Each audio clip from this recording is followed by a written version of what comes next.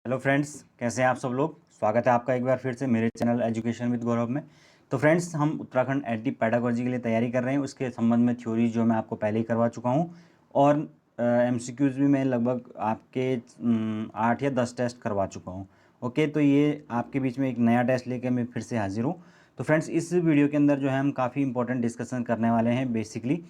तो इसलिए मेरे साथ बने रहिए लास्ट तक और सारे क्वेश्चंस का खुद भी सॉल्व करने का प्रयास करें, ताकि आपको पता लगे कि आपको कितने क्वेश्चंस आ रहे हैं। ओके, और अभी तक भी आप लोग नोट्स वगैरह नहीं लिए तो मुझे इस व्हाट्सअप नंबर पर कांटेक्ट कर सकते हैं। और जिन्होंने अपने नोट्स बना लिए हैं और वो खुद अपनी प्रिपरेशन अच्छे से कर रहे हैं तो वो तो अच्छी बात है। लेकिन कई ऐसे हैं जिनको लेट में थोड़ा वो उनके पास टाइम नहीं था, या कई चीज़ें होती हैं, हर किसी की अपनी प्रॉब्लम है, हाउस वाइफ है, कोई कोई कुछ है, तो उस वजह से वो नोट्स वगैरह नहीं बना पाए वो उतना। लेकिन कोई बात नहीं, अब जितना भी टाइम बचा हुआ है उसमें मेरे से आप नोट ले लीजिए, और उसकी फ़ीस 200 रुपीज़ है, जिसमें मैं आपको जो MCQs के प्रैक्टिस सेट हैं अलग अलग टॉपिक्स बेस वो भी दे दूंगा। ठीक है, तो चलिए शुरू करते हैं हमारा आज का टेस्ट। तो जिस आज के टेस्ट के अंदर जो पहला क्वेश्चन है दोस्तों, देख लेते हैं उसको। तो यहाँ पर जो क्वेश्चन नंबर फर्स्ट है, निम्नलिखित में से कौन सा बुद्धिमान बच्चे का लक्षण नहीं है। ओके, तो यहाँ पर जो हमें बताना है कि इंटेलिजेंट जो चाइल्ड होता है उसका लक्षण कौन सा नहीं है। तो पहला है वह जो अमूर्त रूप से सोचता है। दूसरा, वह जो नए परिवेश में स्वयं को समायोजित कर सकता है।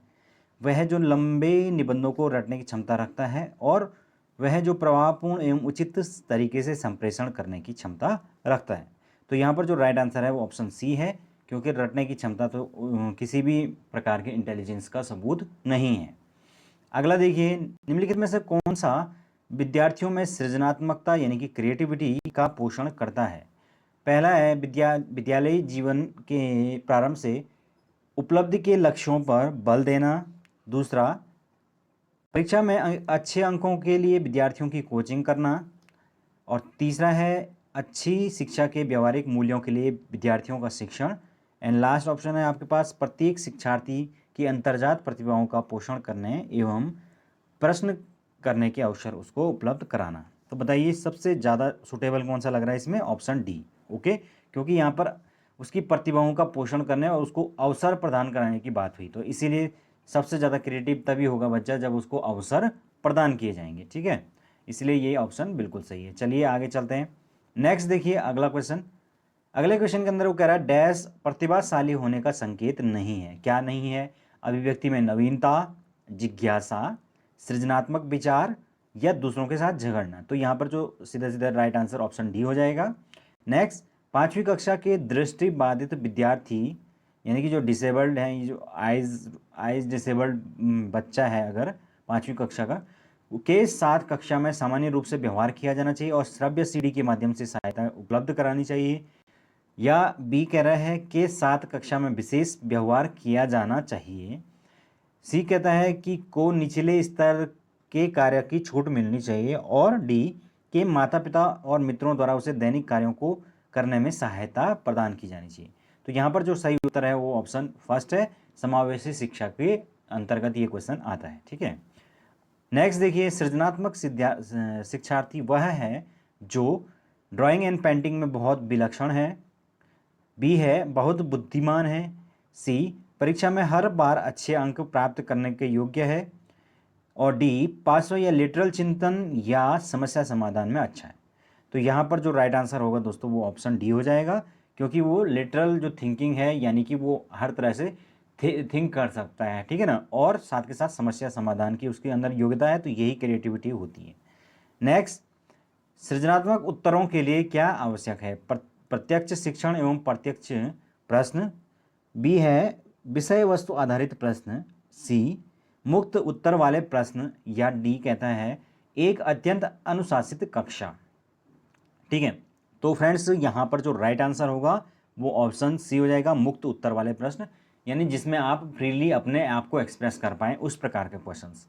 क्योंकि अगर बंद 4 ऑप्शन वाले क्वेश्चन है तो उसके अंदर आप क्या क्रिएटिविटी दिखा सकते हो? कुछ भी नहीं दिखा सकते हो। उसके अंदर तो क्या है, आप बाउंड हो उन चारों में से किसी एक को चूज करने के लिए। नेक्स्ट, निःशक्त बच्चों के लिए समेकित शिक्षा की केंद्रीय प्रायोजित योजना का उद्देश्य है। डैश में निःशक्त बच्चों को शैक्षिक अवसर उपलब्ध कराना। ओके, तो यहाँ पर जो राइट आंसर है वो क्या होना चाहिए? नियमित विद्यालय, विशेष विद्यालय, मुक्त विद्यालय या ब्लाइंड रिलीफ एसोसिएशन के विद्यालय। तो यहाँ पर जो राइट आंसर होगा वो ऑप्शन फर्स्ट होगा। अगेन समावेशी शिक्षा के अकॉर्डिंग जो है हमें उन्हें नियमित विद्यालयों में ही विशेष आवश्यकताओं के साथ जो है शिक्षा प्रदान करनी है। नेक्स्ट, एक शिक्षिका अपने कक्षा के प्रतिभाशाली बच्चों की योग्यताओं की उपलब्धि चाहती है, अपने उद्देश्य की प्राप्ति के लिए उसे निम्नलिखित में से क्या नहीं करना चाहिए? तो नहीं करने पे भी आपको फोकस रखना है क्योंकि नहीं करना पूछ रहे हैं। तो गैर शैक्षणिक गतिविधियों में आनंद लेना सिखाना, बी तनाव को नियंत्रित करना सिखाना, सी विशेष ध्यान के लिए उन्हें उनके समकक्षियों से अलग करना, और डी उनकी सृजनात्मकता को समृद्धि के रूप में उन्हें चुनौती देना। तो यहाँ पर जो सी है वो आपका नेगेटिव है क्योंकि वहाँ पर अलग करने की बात हुई है उनके मतलब उसके साथ वालों से, ठीक है ना। अगला देखिए, प्रतिभाशाली विद्यार्थी अपनी क्षमताओं को तब विकसित कर पाएंगे जब उन्हें अन्य विद्यार्थियों से अलग किया जाएगा, वे निजी कोचिंग कक्षाओं में पढ़ाएंगे, बार बार उनकी परीक्षा होगी, या वे अन्य विद्यार्थियों के साथ अधिगम प्रक्रिया से जुड़ेंगे। तो क्योंकि यहाँ पर प्रतिभाशाली विद्यार्थियों की क्षमताओं को विकसित करने की बात हुई है तो ऑप्शन डी राइट आंसर होगा क्योंकि अधिगम प्रक्रिया से जुड़कर ही ये संभव है।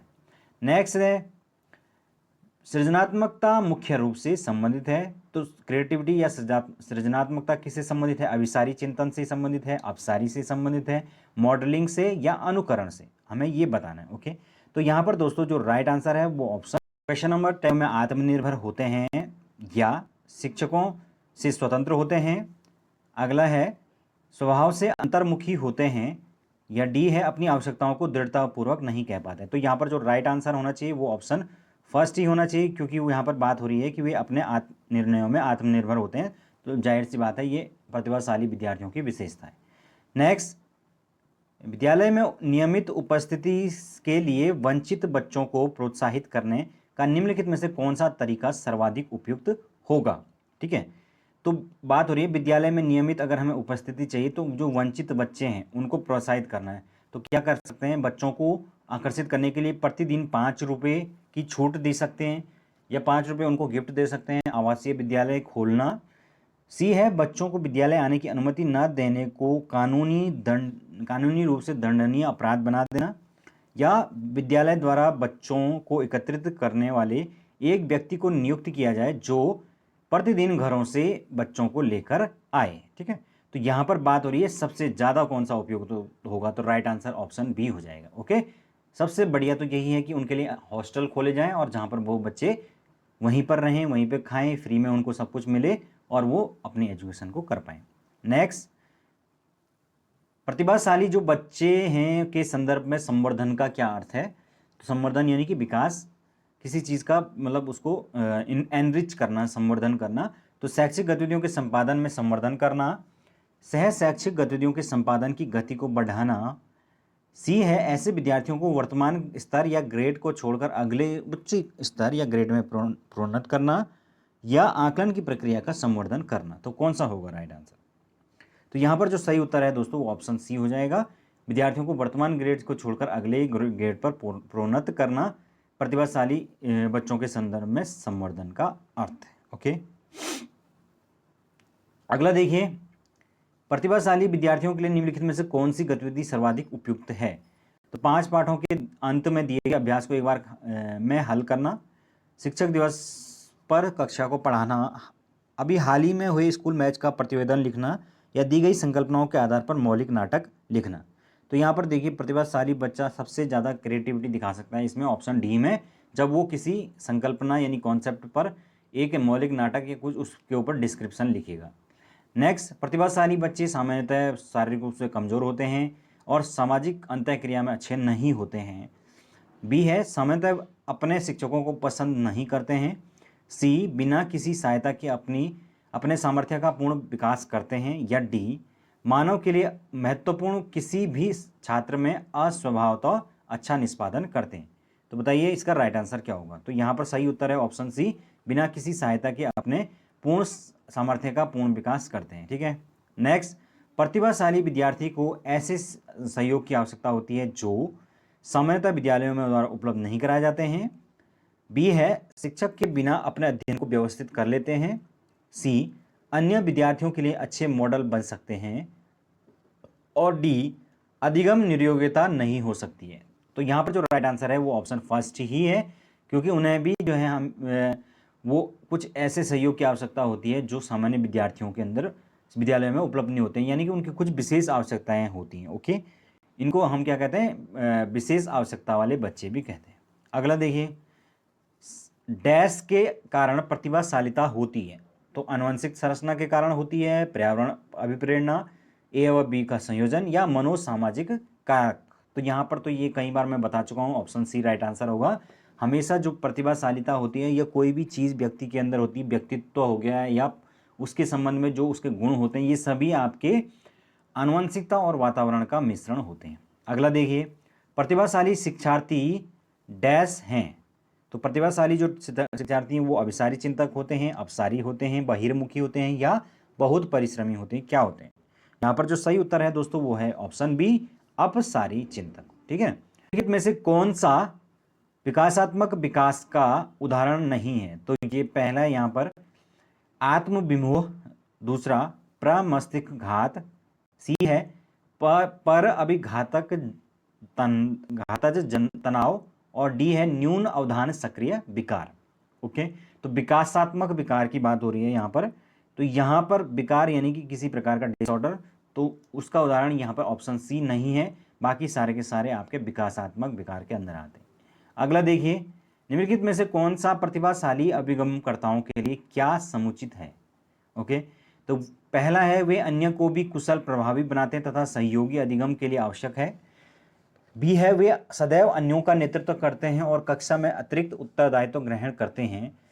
सी अपनी उच्च स्तरीय संवेदनात्मकता के कारण वे भी निम्न श्रेणी पा सकते हैं। और डी बुनियादी तौर पर उनका मस्तिष्कीय शक्ति के कारण ही उनका महत्व है। तो यहाँ पर बात हो रही है प्रतिभाशाली अधिगमकर्ताओं के लिए समुचित, तो ऑप्शन सी यहाँ पर राइट आंसर होगा, क्योंकि प्रतिभाशाली है तो इसका मतलब ये नहीं कि हमेशा अच्छी श्रेणी पाएगा, निम्न श्रेणी भी वो पा सकता है। अगला देखिए, एक विद्यार्थी उच्च स्तरीय सृजनशील रंगमंचीय कलाकार बनना चाहता है, उसके लिए निम्नलिखित में से कौन सा उपाय सबसे कम प्रेरक होगा? तो पहला है राज्य स्तरीय प्रतियोगिताओं को जीतने का प्रयास करना ताकि छात्रवृत्ति पा सके। बी अपने रंगमंचीय कलाकार साथियों के साथ सहानुभूतिपूर्ण, स्नेही और सहयोगी संबंध विकसित करना। सी उन रंगमंचीय कौशलों को अधिक समय देना जिनसे वह प्रफुल्लित होता है। और डी है संसार के श्रेष्ठ रंगमंचीय कलाकारों की निष्पत्ति से संबंध साहित्य पढ़ने के लिए तथा उनमें सीखने के प्रयासों को के लिए कहना। ठीक है, तो यहाँ पर दोस्तों जो राइट आंसर होना चाहिए वो ऑप्शन फर्स्ट होगा, क्योंकि छात्रवृत्ति पाने का जो प्रयास है ये कहीं उसके लिए उतना प्रेरक नहीं होगा। ओके, बाकी सब प्रेरक है उसके लिए।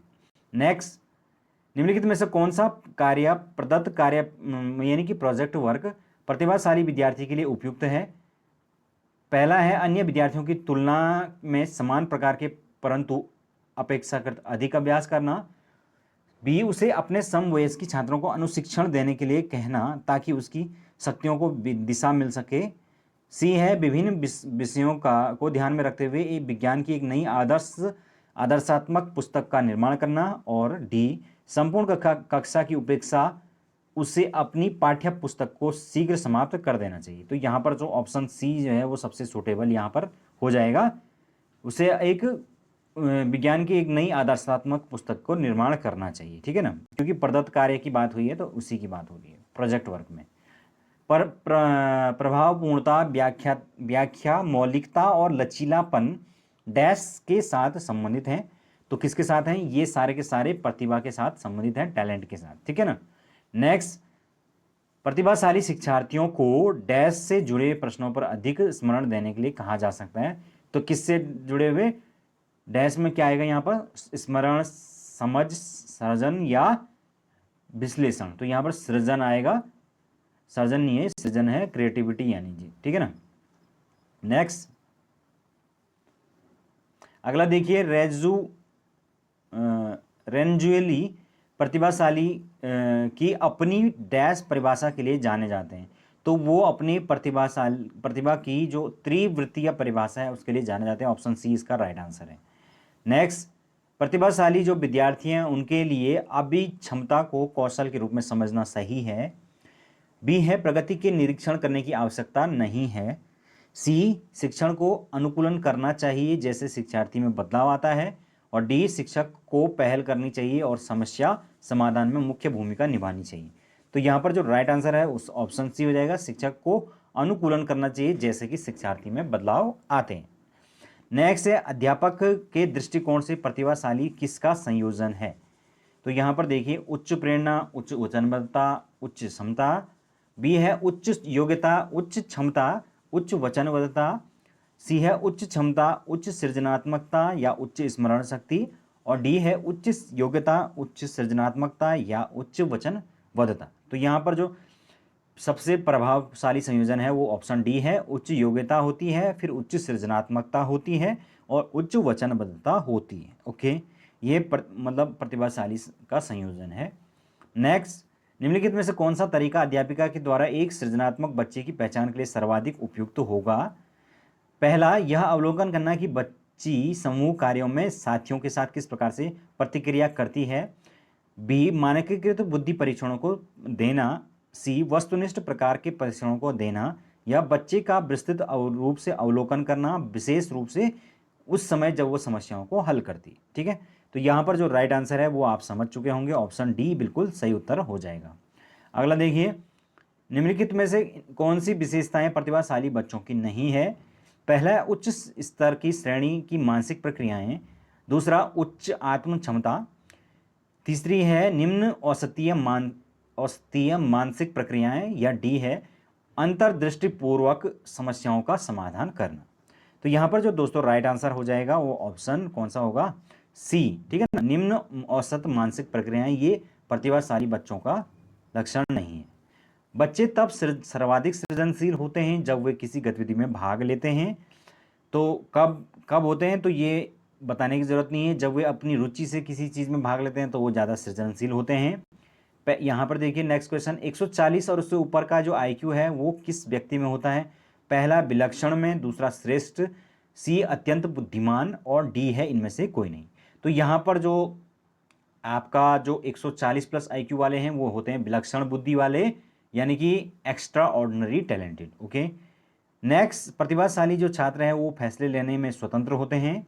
बी, अंतर्मुखी प्रकृति के होते हैं। सी, को छात्रों की आवश्यकता शिक्षकों की आवश्यकता नहीं होती है। और डी, अपनी ज़रूरत के मामले में गैर मुखर होते हैं।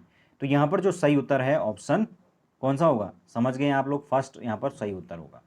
अगला देखिए, जब बच्चे खेल समूहों में भाग लेते हैं तब वे क्या सीखते हैं? तो खेल समूहों में भाग लेने पर वो प्रतिस्पर्धा यानी कि उनके अंदर कॉम्पिटेंसी आती है, सहयोग सीखते हैं या संघर्ष सीखते हैं, उपयुक्त में से सभी। तो सारी चीज़ें वो सीखते हैं। अगला देखिए, समूह बुद्धिमत्ता जांच के लिए सबसे बढ़िया तरीका यानी कि ग्रुप इंटेलिजेंस टेस्ट के लिए क्या है? सभी बच्चों को एक समान मानना, कम तनावपूर्ण होता है, कम खर्चीला होता है या नैदानिक सूचना मुहैया कराता है। तो यहाँ पर जो सही उत्तर है वो ऑप्शन डी है, नैदानिक सूचना, यानी कि किसी के अंदर कोई कमी है तो उसको पहचानने में मदद करता है। नेक्स्ट, निम्नलिखित में से कौन सा गुणी बालक का लक्षण नहीं है? तो उच्च बुद्धि, उच्च उपलब्धि, आलोचनात्मक विश्लेषण या पुष्टिवादी दृष्टिकोण। तो यहाँ पर राइट आंसर है ऑप्शन डी, पुष्टिवादी जो दृष्टिकोण है ये गुणी बालक का लक्षण नहीं है। अगला देखिए, निम्नलिखित में से कौन सा सही है? सभी बुद्धिमान बच्चे सृजनशील होते हैं। बी, सभी सृजनशील बच्चों की उच्च बुद्धि होती है। सी, कुछ सृजनशील बच्चों की बुद्धि लब्धि उच्च होती है। या डी, कुछ सृजनशील बच्चों की बुद्धि लब्धि निम्न होती है। तो बताइए इसका सही उत्तर क्या होगा? तो यहाँ पर राइट आंसर होगा ऑप्शन सी, कुछ सृजनशील बच्चों की बुद्धि लब्धि यानी कि आईक्यू उच्च होता है। तो ये बात ठीक है। अगर यहाँ पर होता है सभी सृजनशील बच्चों की तो ये ऑप्शन गलत हो जाता है। ठीक है, नेक्स्ट, सृजनात्मकता का जनक है तो कौन है सृजनात्मकता के जनक? Charles Spearman, Torrance E P, Thorndike E L या बीएफ स्किनर। तो यहाँ पर जो राइट आंसर है वो ऑप्शन डी है, बीएफ स्किनर। नेक्स्ट, बच्चों की बुद्धि को मापने की आवश्यकता किस कारण से हुई? पहला, मंद गति से सीखने वालों की सहायता के लिए। अच्छे सैनिक अधिकारियों की आवश्यकता के लिए, गुण विकास संबंधी सामाजिक दबाव के लिए, या नए स्कूल चलाने के लिए धन की कमी। तो ऑप्शन फर्स्ट जो है राइट आंसर है, मंदबुद्धि बच्चों की सहायता के लिए जो है इसकी स्थापना की गई। नेक्स्ट, किस आयु के बच्चे अपराध करते हैं? तो ज़्यादातर जो अपराध या अपराध की ओर जाते हैं वो कौन से आयु वर्ग होता है? 8 से 18 वर्ष। ठीक है। अगला देखिए, जड़ बुद्धि यानी कि जो इडियट पर्सन होते हैं उनकी क्या आईक्यू होती है? तो उनका जो आईक्यू लेवल है दोस्तों वो होता है ऑप्शन बी, 0 से 25 के बीच में होता है। ठीक है। नेक्स्ट, अपसमायोजित यानी कि मिस एडजस्टेड जो बच्चे हैं उनमें बहुधा पाए जाते हैं। पहला है भग्न परिवारों में, दूसरा निर्धन परिवार या संयुक्त परिवारों में, उपरोक्त तो दोनों में से दोनों ही, और या इनमें से कोई नहीं। तो ऑप्शन जो फर्स्ट है इसका राइट आंसर है। ज़्यादातर ये आपके जो ब्रोकन फैमिलीज या एकात्मक परिवार होते हैं जिनमें जैसे कि आपका सेपरेटेड है, मदर फादर डिवोर्सी, इस तरीके से, तो उनमें ज़्यादातर इस प्रकार के बच्चे पाए जाते हैं क्योंकि वो अकेलेपन का शिकार होते हैं। ठीक है ना। नेक्स्ट, एक समस्यात्मक बालक वह है जिसके पास कोई ना कोई सुलझी समस्या है। बी, जिसकी कमजोर आनुवंशिकता है। सी, जिसका गृह वातावरण कमजोर है। या डी, जिसके अभिभावक अति संरक्षात्मक यानी कि प्रोटेक्टिव है। तो समस्यात्मक बालक कौन सा होगा? बताइए सही उत्तर। ऑप्शन फर्स्ट इसके राइट आंसर है, जिसके पास कोई न सुलझी समस्या हो, यानी कि कोई भी वो समस्या को सुलझा नहीं पाता है। नेक्स्ट, व्हील चेयर पर आने वाले बच्चे को नियमित स्कूल में नहीं होना चाहिए। बी, किसी विशेष स्कूल में पढ़ना चाहिए। सी, नियमित स्कूल के गैर निर्क्षमता वाले विद्यार्थियों के साथ शिक्षा दी जानी चाहिए। या डी, नियमित स्कूल के निम्न श्रेणी की शिक्षा दी जानी चाहिए। तो यहाँ पर सी जो है उसका सही उत्तर होगा, समावेशी शिक्षा के अंतर्गत है। नेक्स्ट, निम्नलिखित में से किन विद्यार्थियों को अध्यापक के ध्यान की आवश्यकता है? अंतर्मुखी, मंद गति से सीखने वाला, सी है गुणी, या इनमें से कोई नहीं। तो बताइए सही उत्तर क्या होगा? ऑप्शन डी इसका सही उत्तर होगा। सारे लोग यहाँ पर मंद गति से सीखने वाले हैं। क्या कह रहा हो, इनमें से किन विद्यार्थियों को अध्यापक के ध्यान की आवश्यकता होती? तो सभी प्रकार के बच्चों को ध्यान की आवश्यकता होती। ऐसा नहीं है कि कोई बच्चा अगर बहुत टैलेंटेड है तो उसे ज़रूरत नहीं है, या कोई मंद बुद्धि वाला है तो उसको ध्यान ज़रूरत नहीं है, सबको ज़रूरत है। सामान्य मंदन बच्चों की बुद्धि लब्धि होती है। तो सामान्य रूप से मंदन यानी कि जो नॉर्मली जो थोड़ा उनके लो आईक्यू है, उनका कितना आईक्यू है वो हमें बताना है बेसिकली। ठीक है ना। तो यहाँ पर राइट आंसर है 40 से 54 के बीच में उनका आईक्यू होता है। नेक्स्ट, अति गंभीर मंदन। तो अति गंभीर मंदन में वही आते हैं आपके जो आपके इडियट बच्चे होते हैं या बहुत ज़्यादा जड़ बुद्धि 25 से कम आईक्यू वाले। फिर है आपके पास तीव्र मंदन की बुद्धि लब्धि कितनी होती है? तीव्र मंदन और अति मंदन एक ही बात है। यहाँ पर भी जो राइट आंसर है वो ऑप्शन नहीं, अति मंदन 0 से 25 होता है और तीव्र मंदन 25 से लेकर 39 के बीच में आईक्यू होता है। और निम्न मंदन में आएगा आपका 25 से कम। ओके, तो ये वाला और सेम उसी की तरह है जो हमने सबसे पहले बात की। तो यहाँ पर राइट आंसर होगा ऑप्शन, अच्छा, ठीक है। तीव्र मंदन में दोस्तों हमने बात की कि तीव्र मंदन की जो बुद्धि लब्धि है तो वो होगी आपकी 25 से और 39 के बीच में। जबकि अगर निम्न मंदन है यानी कि उनके अंदर जो मंदन है स्लो कम है वो अपेक्षाकृत। तीव्र मंदन वाले तो ज़्यादा स्लो होंगे और जो निम्न मंदन वाले होंगे वो उससे थोड़ा कम स्लो होंगे। तो उससे कम स्लो होंगे तो उससे थोड़ा ऊपर ही होंगे। तो इसका मतलब उनका जो स्तर है वो कहाँ से कहाँ तक होगा? लगभग 55 से और 59 के बीच। इसलिए ऑप्शन जो ए है इसका राइट आंसर है। और फिर लास्ट में वही क्वेश्चन है दोबारा से आ रखा है कि प्रतिभाशाली जो बच्चे हैं उनकी कितनी होती है? तो प्रतिभाशाली बच्चों का 140 प्लस आईक्यू होती है। ठीक है। तो ये था दोस्तों हमारा अभी का डिस्कशन। आई होप आप लोगों को ठीक लगा होगा। अभी के लिए इतना काफ़ी है। Thank you so much. Have a good day.